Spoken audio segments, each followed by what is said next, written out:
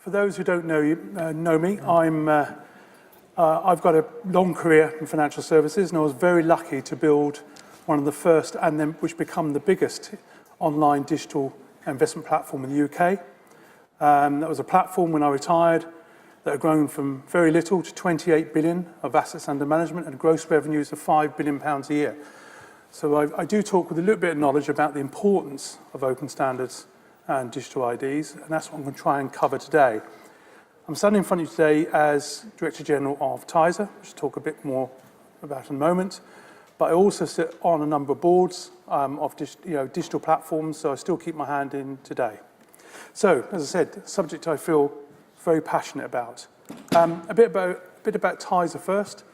This is the organisation I head up. It's a rapidly growing consumer organisation. So our aim is very simple, is to improve the financial outcomes for UK consumers. We have a membership now that has rapidly grown to over 200 members. Those members cover all the major retail banks, all the major pension companies, all the major investment companies, all of the major digital platforms, the wealth managers, the distributors, and increasingly important for us, the Fintech community and those large companies who provide the infrastructure for UK financial services. So the membership enables me to talk knowledgeably to government or to the regulators or whoever, knowing that I have that cross-industry support. So that's TISA. The thing about TISA is it started off as a technical consultancy, really, but now, and I should be clear, it's a non-for-profit company. It's one that actually talks policy, but then actually delivers it. And one of the first examples where it all started really for open standards was TEX.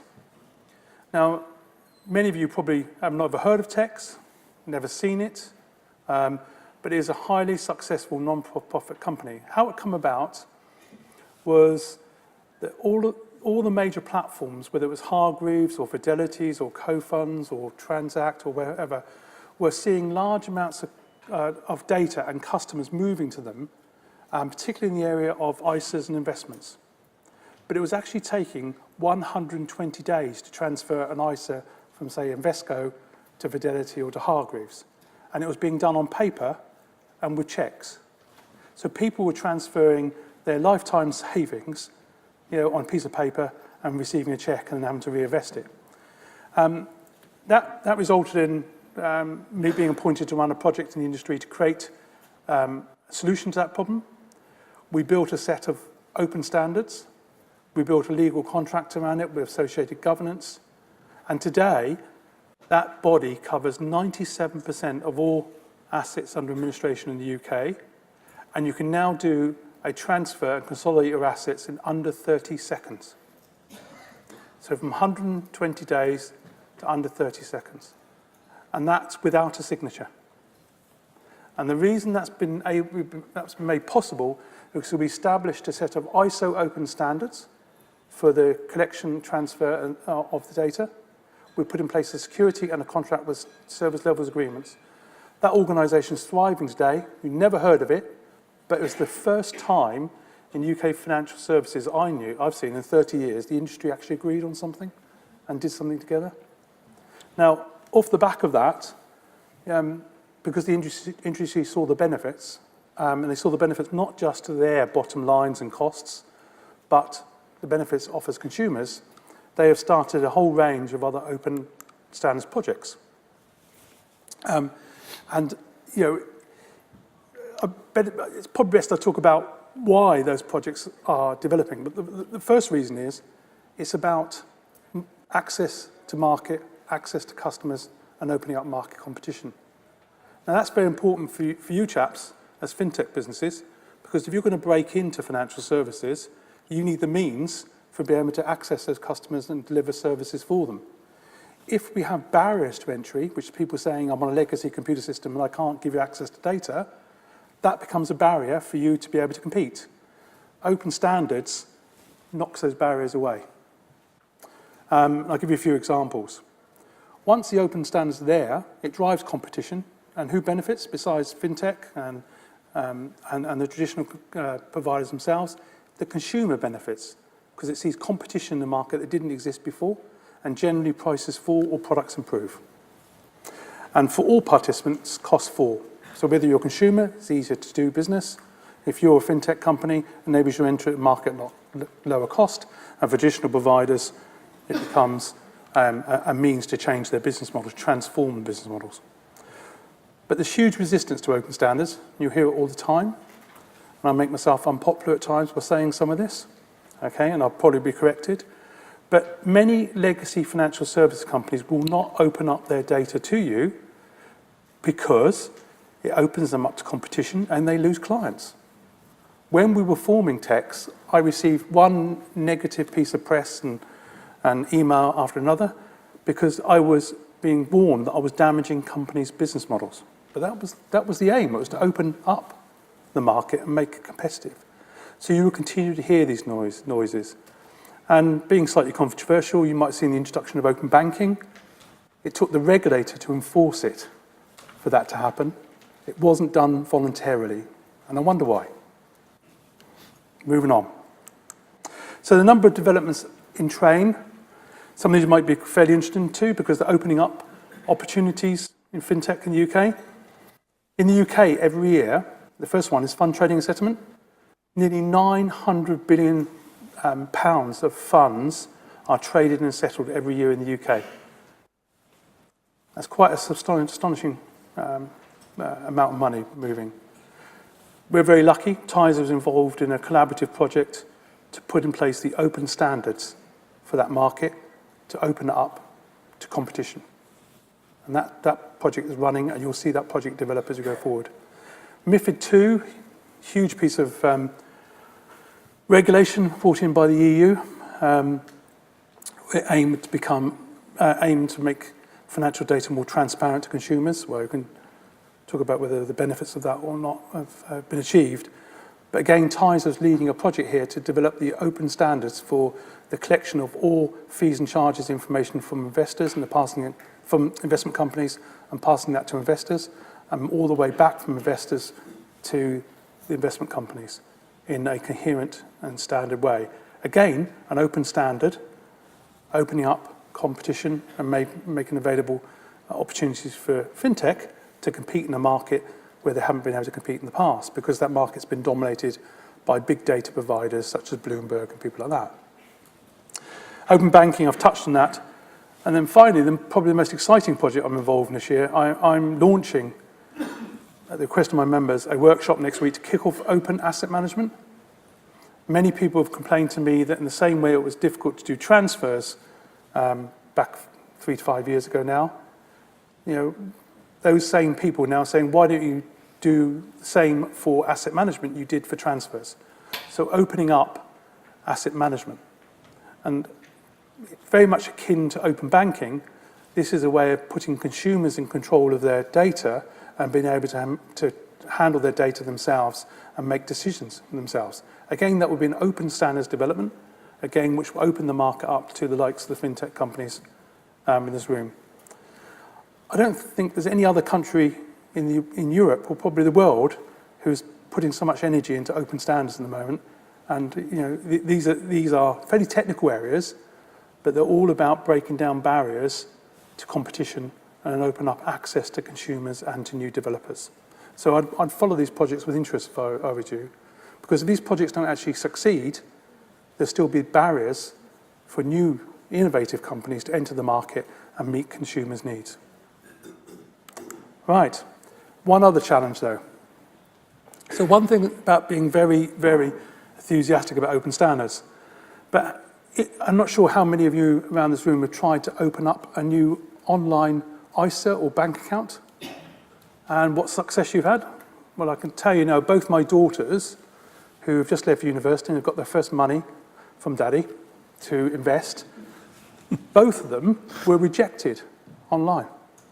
They were both told to take their passport and utility bills down to the bank to open up their accounts. Well, first of all, they don't have any utility bills because they live with me. And second, they both work and they were being told to go down during working day with a passport in their hands. So what did both my daughters do? They did not open the account. Okay? That is not an uncommon story. Because in the UK, the burden of regulation around anti-money laundering, knowing your client, is all designed for paper-based systems. It's not designed for validating or verifying, I should say, clients online. And as you can see here, some of these statistics. It takes on average 24 days to open a new account in the UK. Right? I've just opened a new bank account. It took me more than 24 days to open up a new bank account. And look at the costs here. Those costs are eye-watering. So these are my members, and this is how much money they're spending a year. So if you can imagine you're a fintech company and want to break into this market, and you have to meet UK regulation to open a new account, this is going to be a huge barrier for you. So the project that's running now is the Digital ID project. This is a UK project, and the aim is to create a digital ID owned by the consumer that has been verified against all UK regulation to enable them to go to a provider and open up or transfer an account. That project is underway, and I'm looking forward to seeing how it works. But that project's in the pilot form now, with its first delivery later in this year, and that's backed by a range of banks, insurance companies, investment companies, and infrastructure providers. Okay.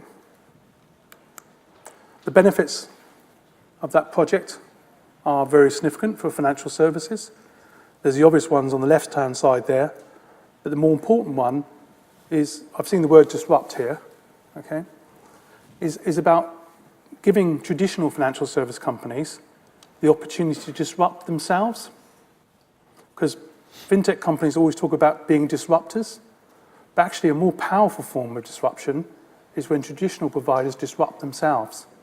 I'm lucky enough to sit on a board of a major, very major company that chose to disrupt itself, and it's been very successful.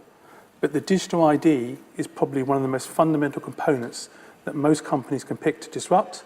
But the benefit for yourselves is that once that digital ID is there, it will enable you to verify customers online without those huge costs of regulation that I mentioned earlier. The benefits for customers for the digital ID are also very, very significant, but probably speak to themselves. But here's the most important one for me. As UK PLC, we sit here in a room at the moment where we've had 2 resignations since midday. We've got Brexit looming, and UK PLC is sort of stuttering a bit at the moment. But I was in a meeting last week in Paris with the French digital minister, and this was the big topic of conversation about how we're going to do business post-Brexit. The digital ID and be able to verify clients across borders is going to be a very, very significant component of any economy in future. And it's very important that the UK PLC develops this capability as quickly as possible. And it is UK technology that the UK government and the UK industry and UK consumers can own between them. That ID is very, very important as well to you as fintech companies. And through your good offices, your good efforts, you are the disruptors of the future. You can benefit the economy by taking advantage of the ID. So in terms of where we are with digital ID, the project has been running now for well over a year. The first phase of the project was to ask the consumers what they thought. The feedback from consumers was very strong. And when you said to them simple things like, if you had a digital ID, not only could you open a new account, but if you changed your address or an employer, you change it once and you tell everybody who you've given permission to use your ID can see that change address. That was very well received. We've developed the initial standards for the digital ID.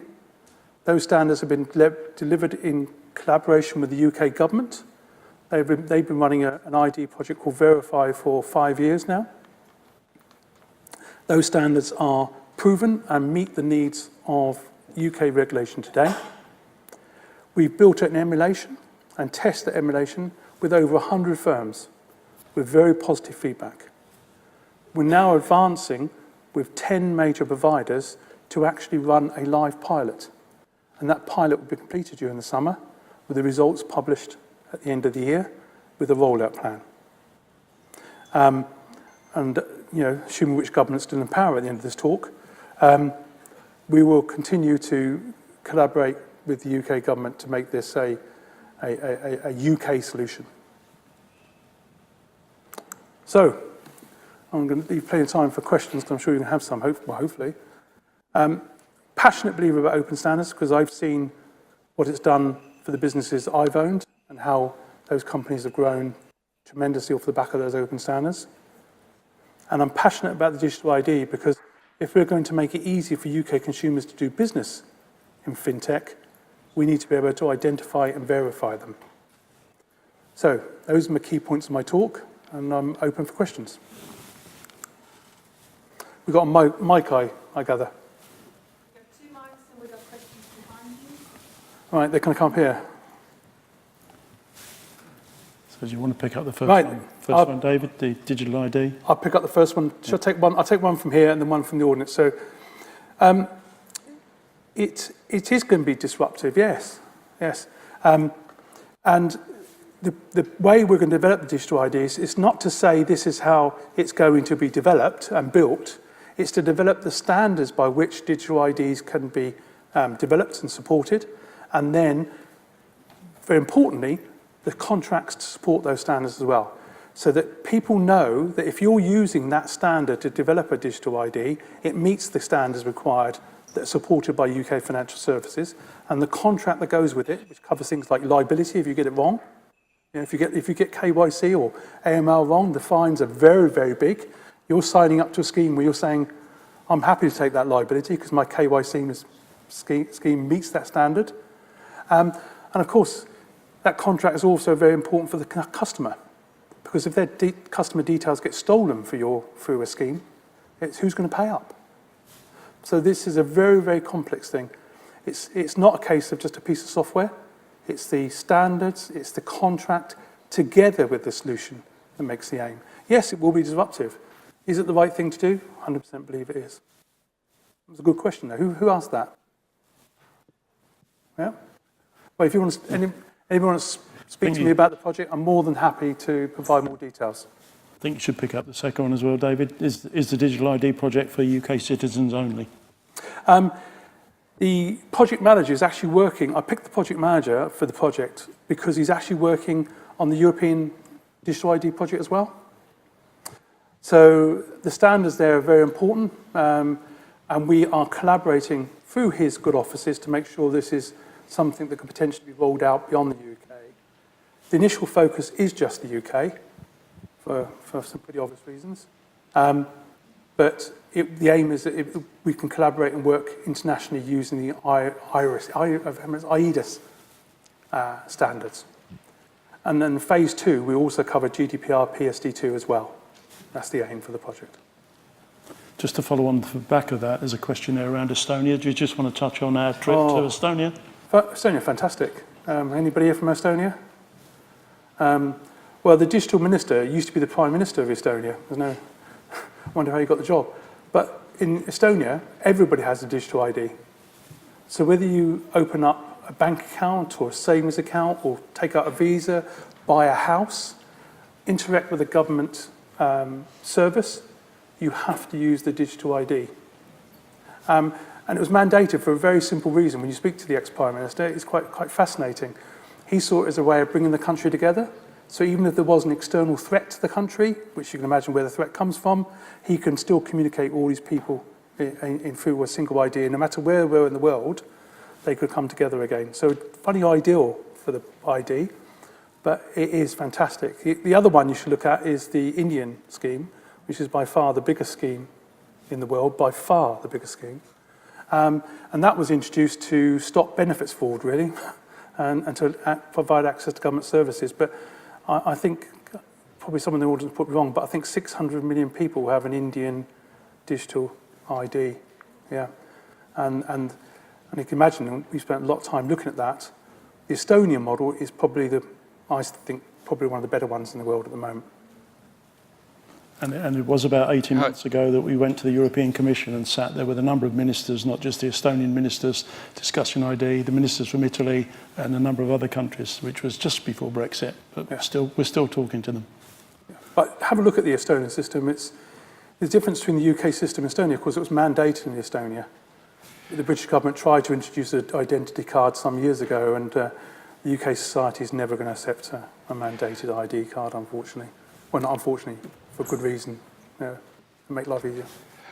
So I've got a slightly two-part question, but having signed up for the government ID a year and some ago, Yeah. And also actually signed up on OIX. I've yet to have them ever ask me a question. But I think also the Nordics banks implemented a common digital ID solution some years back. Yes. So obviously UK banks have had the opportunity, shall we say, to do it themselves. Short of government mandate, what do you reckon the probability of them actually implementing it? Well, the way I always run these projects is to get the leaders of industry, those who want to change the market together first. The collaboration of the willing. I get them to develop it, signpost it, advertise it, and then get the rest to follow. That's what I did with TEX. I think I've got all the large retail banks and members of TISA. They've got a hell of a lot on their plate at the moment. They've got to absorb open banking. I think that's a huge initiative for them. You know, early signs are interesting about open banking, but I'm sure banks in the UK are very forward-thinking, and will see the benefits of the digital ID. And in fact, in the pilot, there is one major retail bank in the pilot for the digital ID. But they've got a lot to absorb at the moment, banks. A lot to absorb. So, another question from the floor, maybe? Okay. If not, why not pick up the second one? What do you see as the key challenges that we've faced over the last 2 years in getting this project to where we've got it to at the moment? There's a number. The first one is so much going on that obviously, we've had the crash, recovery from the crash, trying to absorb huge amounts of new regulation. So if you look at what's happened in the last few years, according to Duff and Phelps, just one piece of regulation has cost the UK industry upwards of £700 million in the last few years. That's MiFID II. So UK financial services had to absorb waves of new regulation. It's had to prepare for Brexit. All of that means that, and it's had to deal with some pretty basic regulatory issues in other areas, that means that industry's had to absorb all of its talent, all of its system work into those areas. So to get projects like this, which is about talking about the future up and running, you've got the resistance of this huge backlog of regulatory projects. And of course, on top of all that, you put GDPR. Yeah, it's so it's not a willingness, it's not a lack of willingness to do these projects or to make these developments. It's simply the scarcity of resources to make it happen. Does that make sense? Hopefully. Any other questions? There's one here. One more. There's a microphone coming for you. Can you say a bit more about the Indian system, please? The Indian system, yeah, it's I actually went and saw a traditional provider, life and pensions provider, actually operate in India with it, and it enabled the opening of a new life insurance and savings account, just like that. It's currently it's biometrics, and it's based upon your reading your iris, your retina. Sorry, so it's a retina recognition system. It is quite old now, but it works. So everybody's retina is identical, and you put your eye up, and you're identified through your retina. Yeah. That's it. Right. Does that make sense? Again, it's quite interesting, isn't it? But you can go online and just look it up. It's all the Indian government make available an English website where you can read about it. Okay, thanks very much. I think we're out of time. I'm hanging around afterwards. David has to disappear to see another minister. So thank you very much. Thank you very much. Thank you very much. Thanks, guys. Appreciate it. Good job.